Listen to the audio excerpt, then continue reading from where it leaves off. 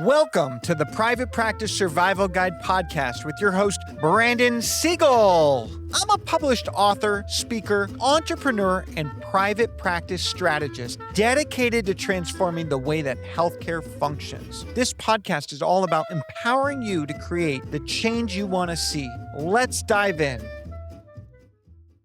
Welcome. Thank you for tuning in. In this episode, we're talking about decision making. Building a decisive approach to change. I think that's really important. We are change makers, but we can't create change when we cannot make a decision. So part of our job is to have a decision-making process.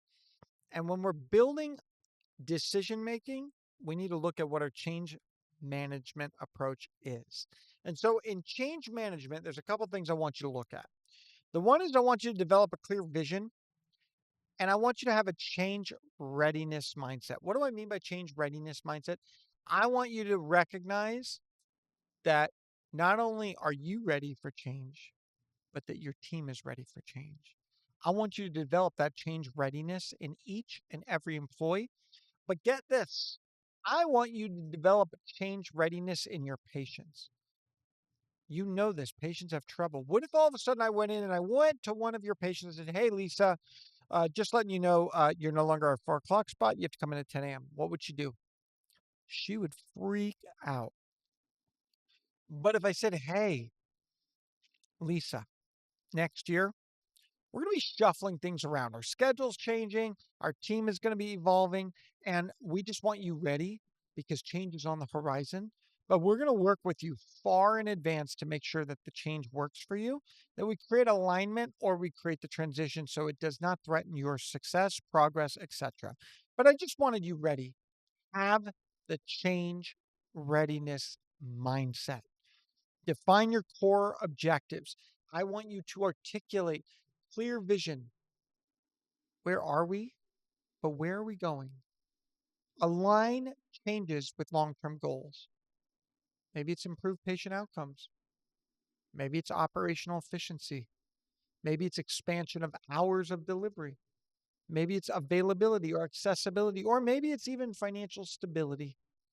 But I want you to be ready and have a clear objective. And from that objective, I need you to develop adaptability. I need you to foster adaptability. I want you to create and cultivate a mindset that views change as an opportunity, not a threat.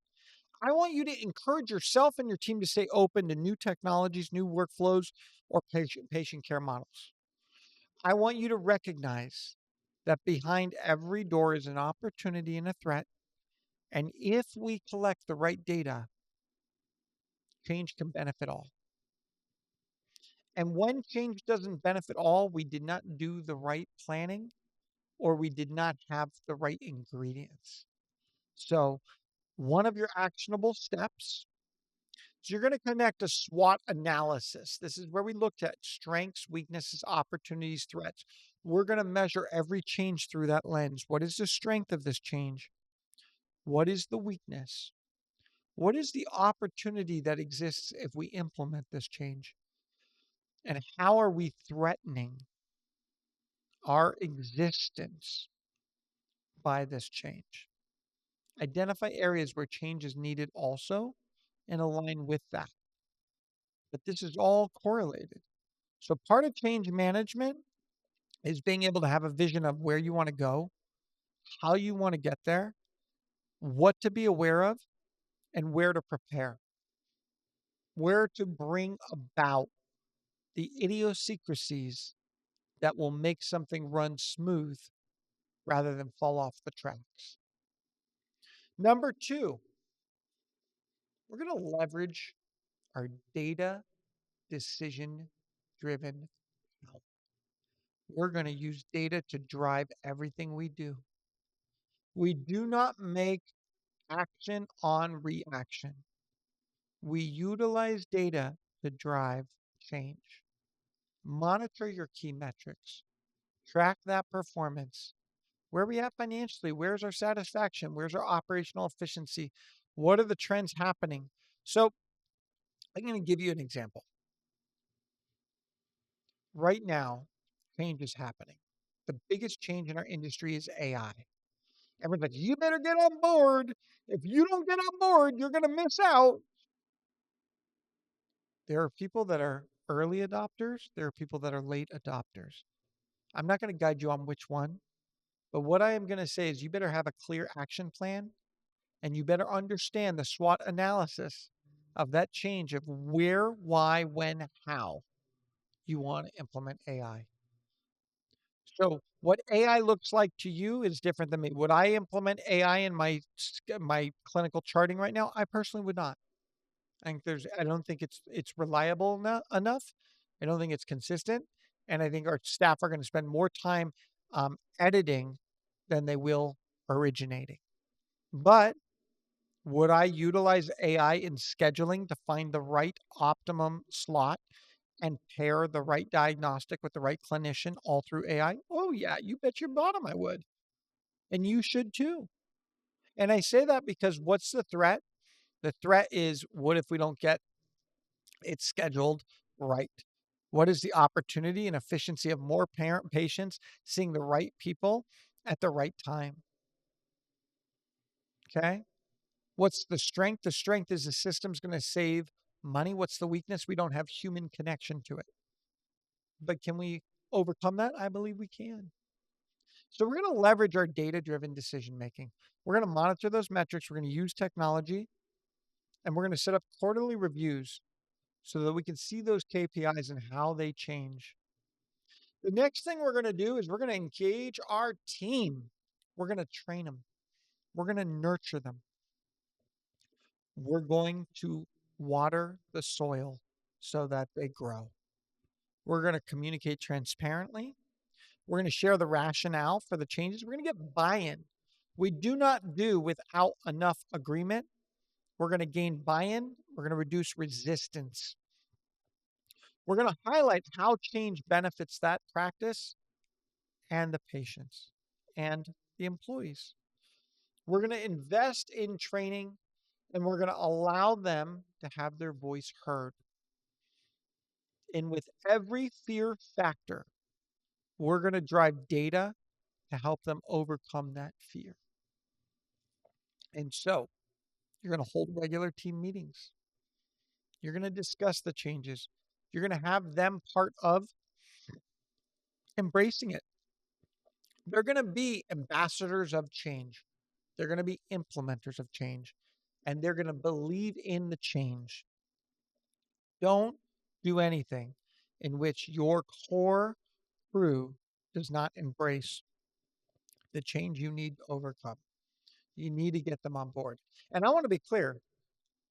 I have had it where an entire team does not trust something and I'm able to get them on board. And I'll just tell you one example. I remember I had this practice and they needed me to change their comp structure.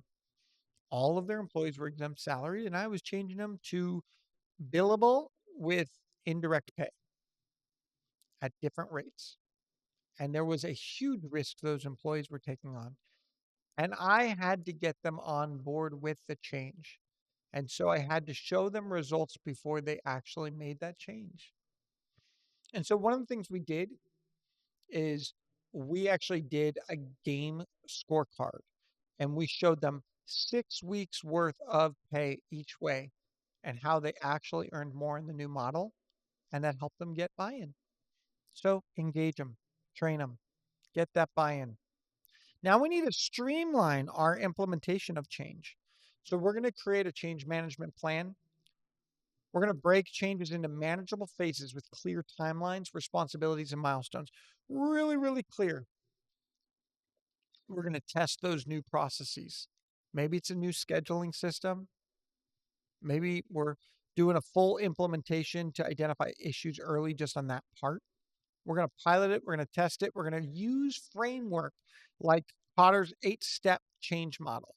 Create urgency, build a guiding coalition, sustain acceleration to structure the process. The next thing we want to do is we want to stay informed on industry trends. So, right now, are you keeping an eye on that? That's part of our change management. Don't sleep on it. So, keeping ahead of the industry or on par with the industry is a necessity. Monitoring regulatory changes, stay updated on healthcare regulations, reimbursement policies, compliance. That's HIPAA, that's Medicare, etc.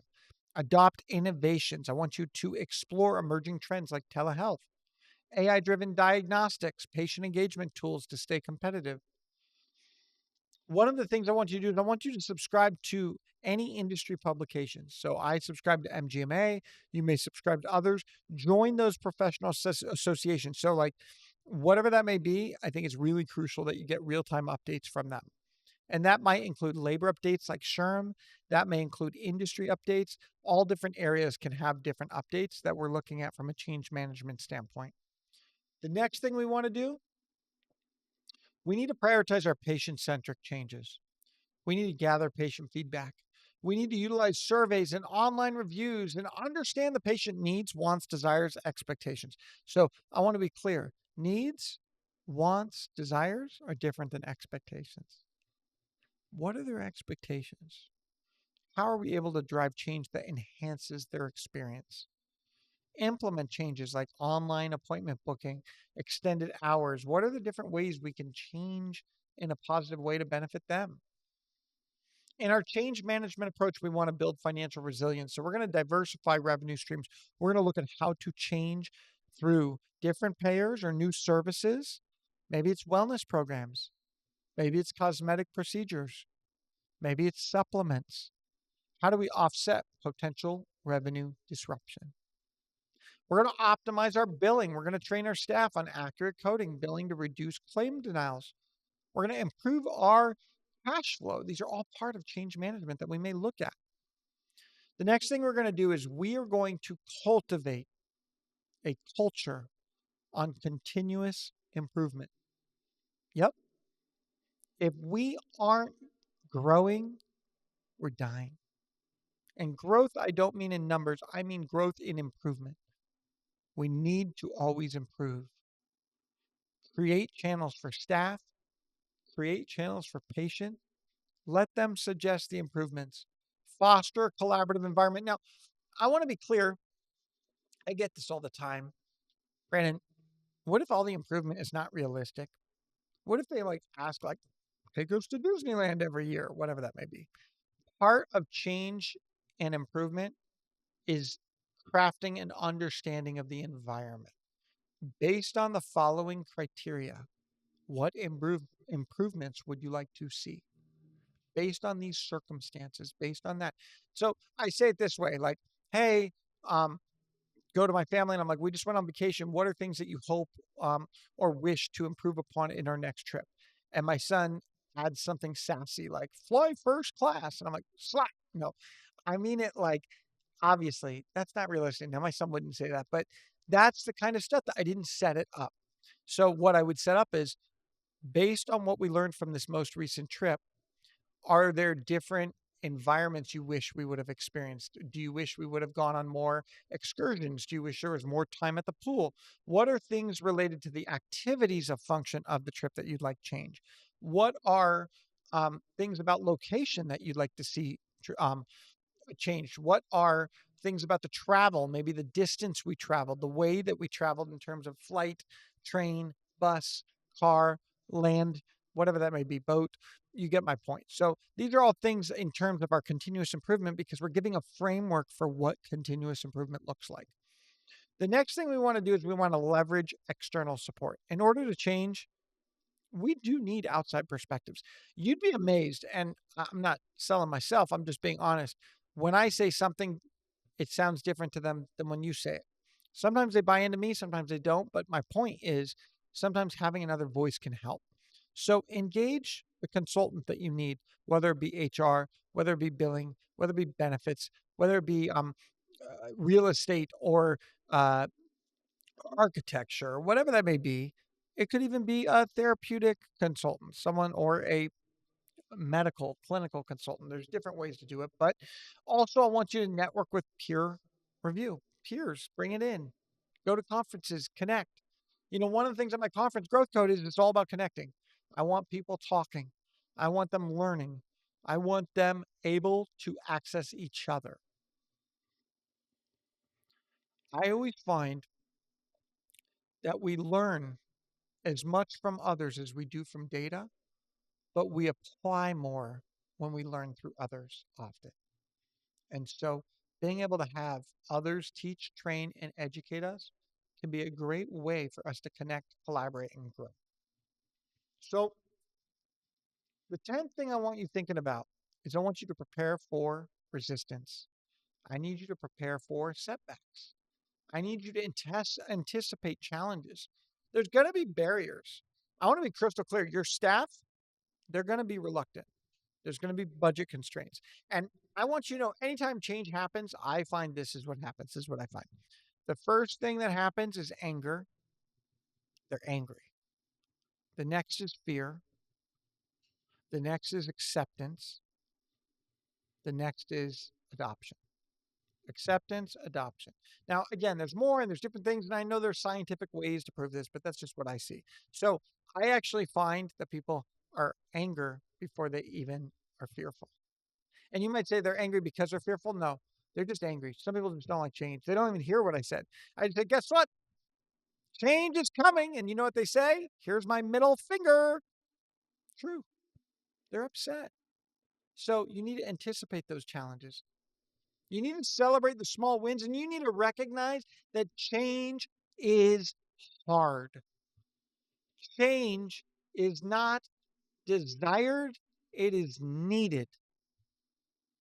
And we need to create a change champion role.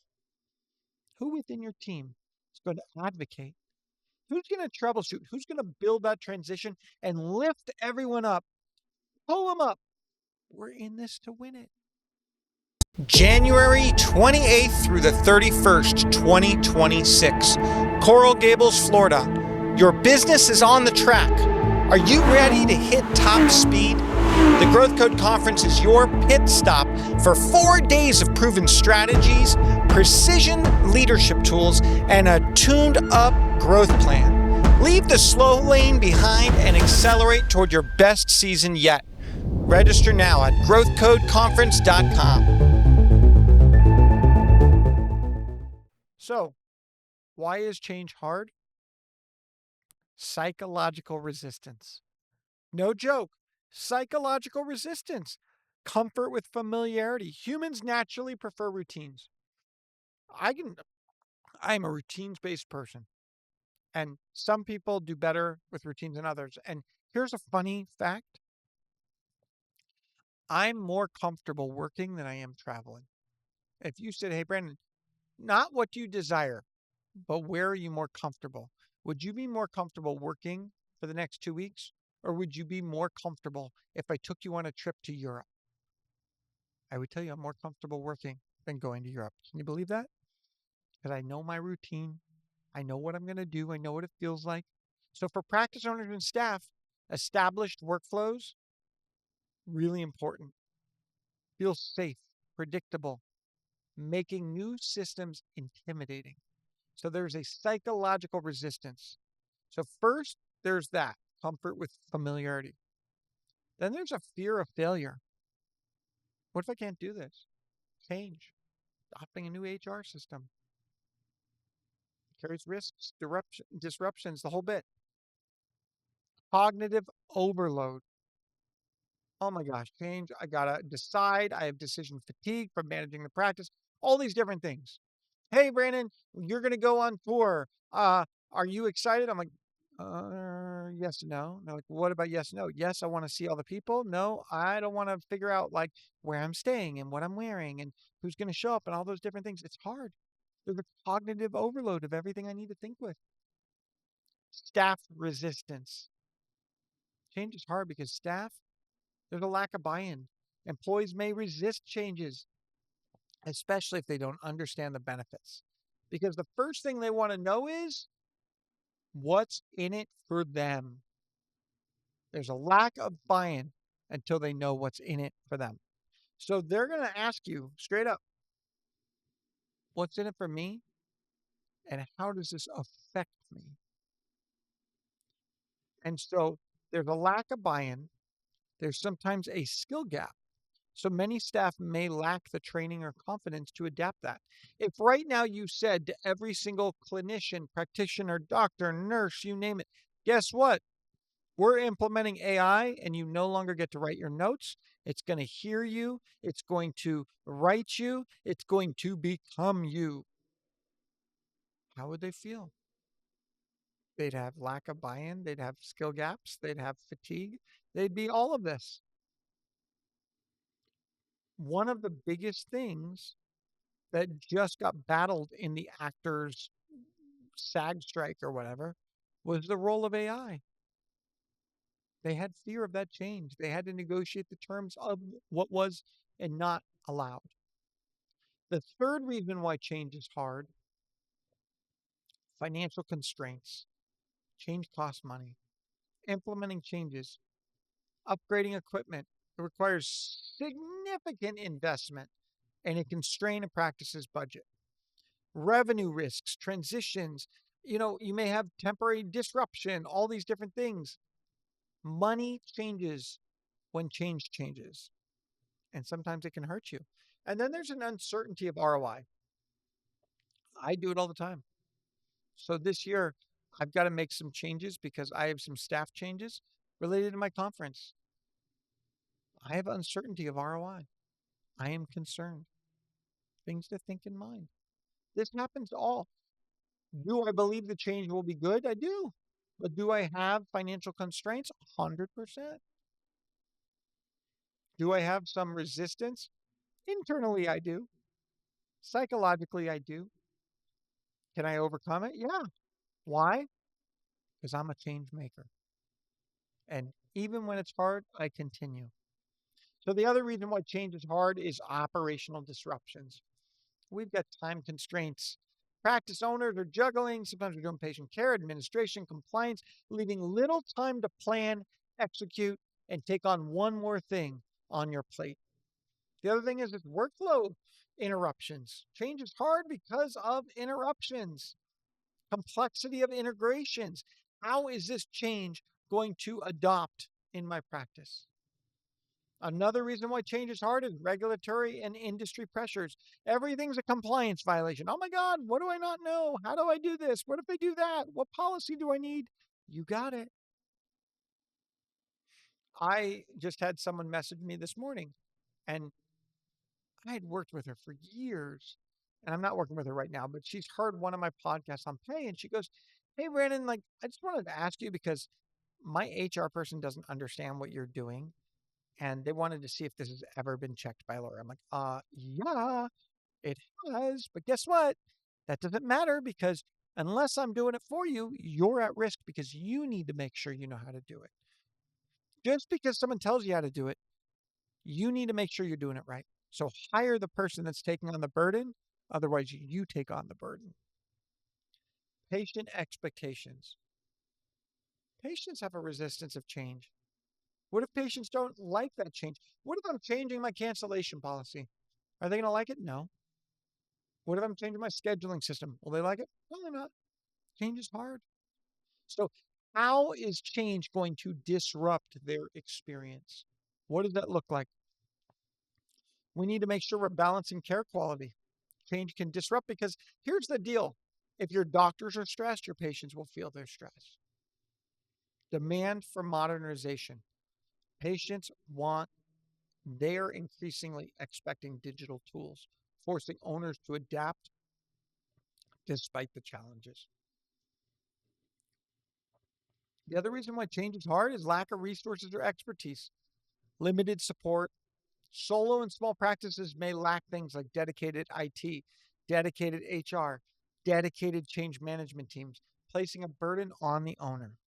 There's often a knowledge gap that owners just don't have. They don't know how to evaluate the way the change should be delivered. And there is a time that it takes to learn.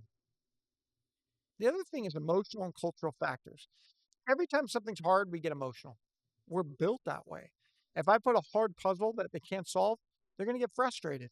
Well, the same with change. There's emotional factors, attachment to legacy. Literally, I had the other day someone who said, I don't understand why you're changing this. Everything worked prior. I said, it worked for you. Doesn't mean it worked for the company. Owners may feel emotionally tied to how things have always been, but usually it's not the owners that have the issue. Usually it's the staff, and administrative staff sometimes have the hardest time because they feel the burden. So that team dynamic, there's a resistance, there's a disengaged culture around that. And that's why we're creating a change culture and a committee. And then the stress and the burnout. There's a cumulative task of fulfilling your function while embracing change, and that's hard. So here are some options to become decisive in change. You ready? Part one, identifying options for change. To make informed decisions, you need to generate and evaluate a range of options. These strategies help private practice owners systematically identify potential changes. So, one, we're going to conduct a needs assessment.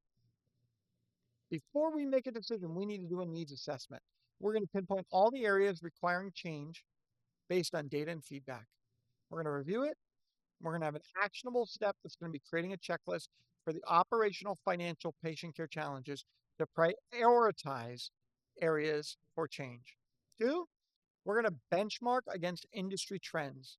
We want to identify innovative practices or technologies that are being used by our competitors or industry leaders. Research those trends. Adopt the ones that are moving the needle. Three, we need to engage our stakeholders. Hear the voice of the people, for the people, with the people. Gather diverse perspectives to uncover creative opportunities. Solicit input, staff, patients, referral sources, you name it.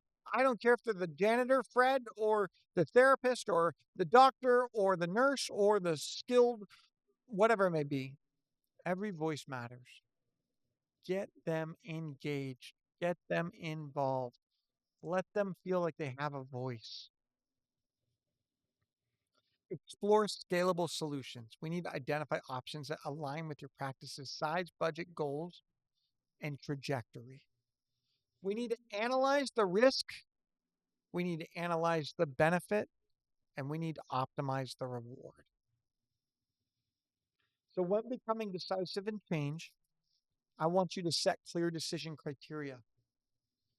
I want you to establish your framework to evaluate options objectively. Define your priorities, rank them. Use these to score each option.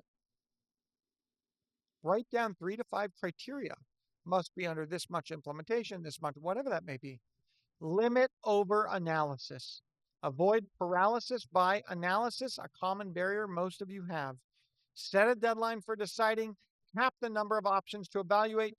Trust your expertise. 3, we need to test and learn. We need a pilot approach, reduce risk, and build confidence in your decision making. 4, build a support network. Build your system, leverage expertise, encouragement to reinforce decisiveness. Numbers help. Okay, yes, no, maybe so, we go. Everyone gets a point. I get 10 points wherever we go. Whoever gets the most points wins. Consult with mentors, peers, healthcare consultants. Sometimes what will happen is someone's like, hey, Brandon, I have a question. Can I ask you? I'm like, yeah. What would you do in ABC scenario? And I go, I do that. And they go, that's exactly what I wanted. Now I can make the decision. Sometimes they need that validation. I didn't know what they were going to decide, but hearing that I would do it gave them enough to make that decision. Commit and communicate. Solidify your decisions by acting and aligning with your team. Announce the chosen change to staff and patients, explaining its benefits. Create the clear implementation plan. Name the milestones, name the momentum, show the progress, and utilize the science of happiness so that they understand the foundation, the progress, the connection. Reflect and adjust. Reinforce decisiveness by learning from outcomes. After implementation, I want you to evaluate the change's impact. I want you to use your insight, inform, and build confidence over time. When we're communicating change, we need to craft a competitive narrative, explain the why, highlight how the change benefits the practice, how it benefits the staff, how it benefits the patients. A new EHR system is going to reduce our administrative time. It's going to reduce our clinical documentation, and it's going to improve patient care. And guess what? 10 months from now, if it does what we knew, you each get $1,000. Woohoo! So you feel it, you see it, you experience it, and you're rewarded. Write a 1-paragraph message. Identify that change's purpose, the benefits, tailor it to the staff, but allow them to understand that you recognize the risk, that you recognize how it's going to affect them, that you recognize the way that it could put them in a fight or flight, and that you're there to bring them out of the drury and rise to success. 2, we're going to segment our audience. We're going to communicate specific concerns to different groups. How I address a patient is different than a vendor, different than a staff.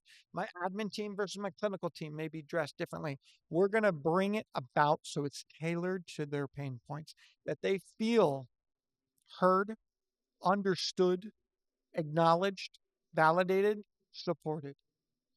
We're going to use multiple channels, so we're ensuring that message reaches everyone in a suitable way. And that's team meetings, individual meetings, written, posters, websites, whatever we need to do. And we're going to announce it till literally the day is over, day in and day out.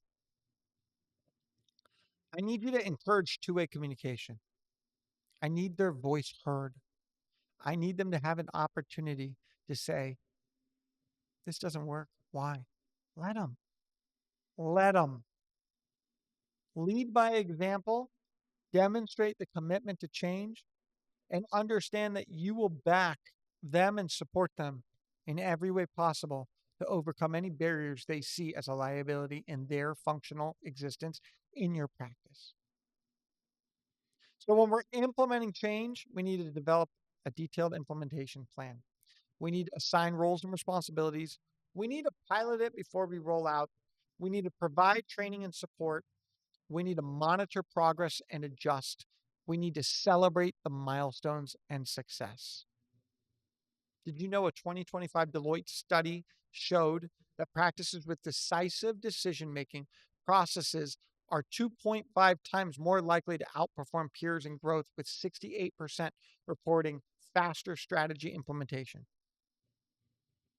Decision-making processes 2.5 times more likely to outperform other peers in growth. Huge. In the words of Theodore Roosevelt, in any moment of decision, the best thing you can do is the right thing. Thank you for tuning in to this episode of the Private Practice Survival Guide podcast. Please don't forget, tune in, subscribe, comment, and together we can thrive, not just survive. Thank you for tuning in to the Private Practice Survival Guide podcast. I'm incredibly grateful to each and every one of you. Exciting news. We're now available everywhere, from Spotify to Apple Podcasts to YouTube or anywhere you like to listen to your podcasts. So watch, listen, and reach out. If you love this episode, please drop a 5-star review. It truly means the world to me. Are you looking for more ways to elevate your practice? If so, now is your chance. Reach out, go to my website, or email me at brandon@wellnessworksmp.com. And remember, it's not just about surviving, it's about thriving.